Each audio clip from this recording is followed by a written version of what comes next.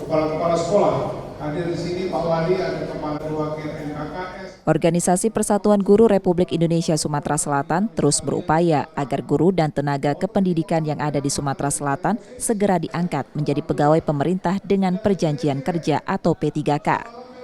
Hingga saat ini diperkirakan ada sekitar 40.000 lebih guru dan tendik yang berstatus honorer di Provinsi Sumatera Selatan. PGRI Sumsel menilai kendala yang sering ditemui saat ini adalah keseriusan dari pemerintah kabupaten kota dalam menerima guru dan tenaga kependidikan tersebut. PGRI Sumsel juga sudah sering menyampaikan kepada kementerian jika guru dan tendik yang sudah terdata dalam Dapodik agar segera diangkat menjadi P3K tanpa tes. Yang terkendala itu keseriusan, ya.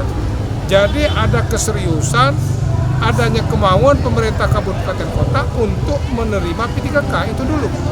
Kalau pemerintahnya sudah memiliki satu keseriusan, bagaimana lo tentang pendidikan supaya cukup gurunya, supaya cukup tenaga teknisnya, terima. Kan itu, ya. Jadi tergantung dengan kepala daerah mau diapain pendidikan ini. Selain itu, PGRI Sumsel juga mengingatkan agar kesejahteraan para guru dan tenaga kependidikan honor di wilayah Sumatera Selatan harus tetap diperhatikan. Nur Muhammad, Kompas TV, Palembang, Sumatera Selatan.